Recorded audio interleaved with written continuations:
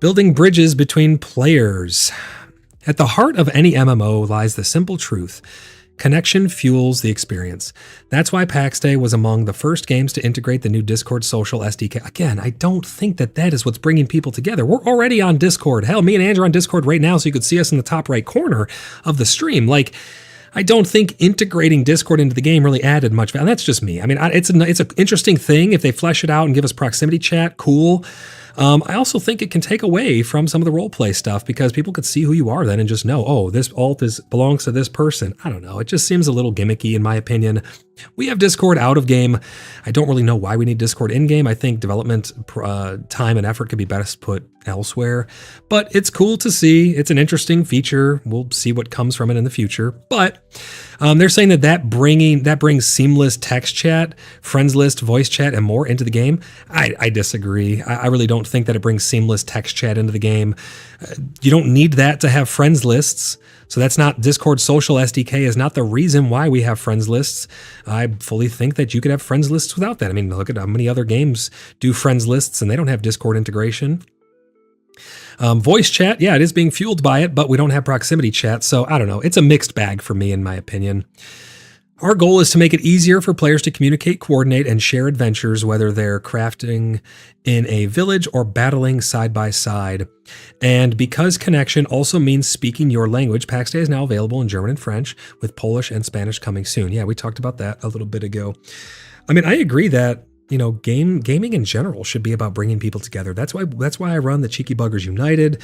That's why my vision with the Order of the Blood Brothers has been the way it is, for the free and innocent people to be their protectors and to bring your future brothers and sisters together under a banner where we can truly be ourselves and contribute to something bigger than ourselves and just have a place to call home. Bringing people together is what I pride myself on. It's what I try to do to the best of my ability. I love to bring people together regardless of background or real life religion or race or anything like that. It doesn't matter to me. If you're going to be a good faith person, you're going to come together and you're going to be a team player and you're going to, fit in and bring unique experiences to a space. We love all of that. We absolutely love all that. And we don't need a Discord social SDK to make that happen. And honestly, we don't need any particular game to make that happen. Now, I will say that PAX Day has been the catalyst for a lot of hundreds and hundreds of people coming my way and coming our way to build a wonderful community, for sure. Outside of certain communities, there have been bad faith actors that have tried to damage that as well. So, I mean, you're going to take the good with the bad, obviously, but PAX Day has been pretty good at bringing people together. That is absolutely for sure. But I don't think the Discord social SDK is going to be anything super crazy in terms of, oh, now we're bringing seamless text chat into the game. You had text chat before it, honestly. I don't need to see my private messages popping up on stream because I can't filter them out. Now, granted, that's probably a bug, and maybe I'm being a little too harsh on that, but I feel like there's a lot more that could be done in terms of the proximity voice chat and stuff like that in order to really, truly give us the features that we need in order to enjoy full-fledged MMO. And there's a lot of other systems that demand a lot more development time than a Discord social SDK. But that's just my opinion. Let me know what you guys think about that as well. Let's catch up on a little bit of chat here. Queen says, my community is me and I want a wipe. I need those unused plots gone. I hear you. Yeah, 100% hear you. If you ever want to hang out or have some role play or anything like that, if you're looking for role play, you can obviously always come down to Bloodhaven and hang out with us. We got a lot of stuff going on all the time. It's always a bunch of fun to host events and things like that and just have off the cuff RP. We have a bunch of infrastructure on our Discord as well to fuel that. Within character letters can be sent, and where you can use the bounty board to put up not events really per se, but like quests and things like that. But yeah, I hear you, Queen, how you want the wipes so you can get rid of those unused plots.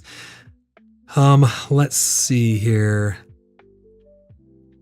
Let's catch up on some more chat. Blimpy says, Void's secret is brisket. Man, I'm starving. What time is it? It's 5:30. It's 5:30. We've been streaming for almost 3 hours, guys, but there's still so much more to go over. We're probably like halfway through. No, I'm not going to say that. We'll pick it up when we get to the Ostrich interview, but we still do have a lot to get through. If I start to miss some chat, guys, it's because I'm going through the stuff on the on the post a little bit faster here. Closing the loop, they talk about here. So let's see what they say in terms of closing the loop. As player-driven social sandbox MMO, the heart of PAX Day is very much in its economy, thriving not through scripted content, but by fostering meaningful social interactions, trade, and competition. And I think that's how it should be. I think that's how it actually should be. I don't think that it's how it is right now. I think the trade falls way short of what it could be. I think there's a lot of really interesting things that could be implemented into the game, such as player-driven auction houses, being able to trade directly to another player and not have to use a chest, market stalls not being browsable by the latest feature they added, because I think that takes away from player interactions. Right now, if you can just open up an inventory or a menu and just browse everything that's in a home valley, you don't have a need to go into a town even. Honestly, it makes it to where people aren't being pulled together as much. And while I can understand that it's a nice quality of life feature, I think that it has implications on the gameplay that are not great in my opinion. They say if we take a bird's eye view, PAX Day relies on one core engagement loop: harvest, create, destroy, a cycle that empowers players to shape the world of PAX Day. Harvest covers actions like cutting wood, mining, hunting, and farming PvE enemies for gold and loot. Create encompasses crafting and building systems. While much more remains, these two parts of the loop are now firmly in place. Yeah, I think that obviously they're still going to need to be fleshed out a lot more, but those are, out of the three, they are the ones that are most firmly in place for sure. They say for the game economy to become self-sustaining on a larger scale, to truly close the loop, we now need to offer players meaningful ways to spend what they earn.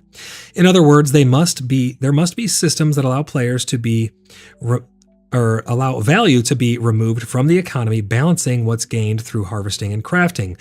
By value, we mean your gear, gold, and grace. Don't worry, your plots remain safe and will continue to be protected under the PAX Day. From that perspective, Market Square added two crucial components to the game. Market stalls and the gold economy allow player-to-player trading, player-to-stall trading, I think would be more accurate if I was going to be generous. I think player-to-stall trading. Player-to-player trading is not really true. I cannot go up to another player and trade with them. I think we need that. Gore4 says, I like the browse feature, and I know a lot of people do.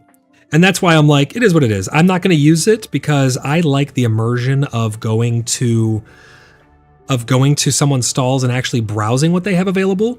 I feel like that, because I'm coming from a roleplay standpoint. So from a roleplay standpoint, I like to go to your stalls. It brings people into your town. It makes your town come to life. It's more immersive and natural and causes emergent gameplay because now it's bringing people together and they can have that emergent gameplay interaction of roleplay, or even just if you're not on a roleplay server, even just seeing other people. That's my take on it, but I definitely understand that people like that quality of life feature. So for me, I can opt out by just simply not using it. Unfortunately, it means that less people come through town though, which is a downside, but hey, I'm all for you having that quality of life feature for people who want to use it. Marshlow Gaming, how's it going, man? Welcome to the stream. He says, I'll say the more plots you have, the less it costs. That would hopefully be nice. But we'll see what they actually do with that going forward. Queen says, I actually did sneak in there once. I got myself properly lost. Your city is big. Yeah, well, I mean, there's a lot of people there, so it's very, very expansive. There is like a downtown center where a lot of stuff revolves around, but yeah, you don't have to sneak in there. You're always welcome. Bloodhaven is a refuge for all. Every free and innocent person of the world can come and have sanctuary here in Bloodhaven. You don't have to sneak around. You're welcome to come there whenever you like. Christopher says, if they do a wipe, did they give an estimate date on when that would happen? They kind of did, and we're going to go over the FAQ, the quote-unquote FAQ that Ostrich did over on Discord. I mean, when's the end of... When is this going to come by, this next update, Ange? What's the date? June 20th is last day of spring. Yeah, so June 20th is last day of spring.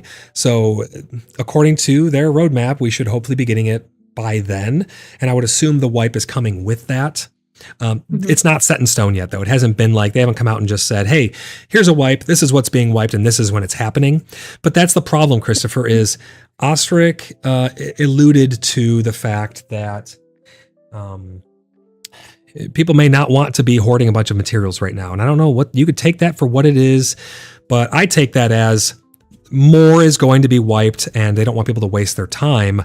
So I think a lot of people, I think the player counts may dwindle a lot over the next 3 months as people don't want to put their time and effort into something that's just going to disappear when the next update comes out. So I think it's a double-edged sword for them, to be honest. Let's continue through here. They say, by spending grace, players can now have access to effects that will help them progress in the game. I mean, yeah, but when you're already fully progressed, I guess the grace system is just being left underutilized. Again, we'll have to see with a full wipe what grace actually brings to the table. We've only added a few spells for now, and more are coming. This is one part of the game we want to give players ample opportunity to feel good about spending some of their value, or some of the value they have accumulated.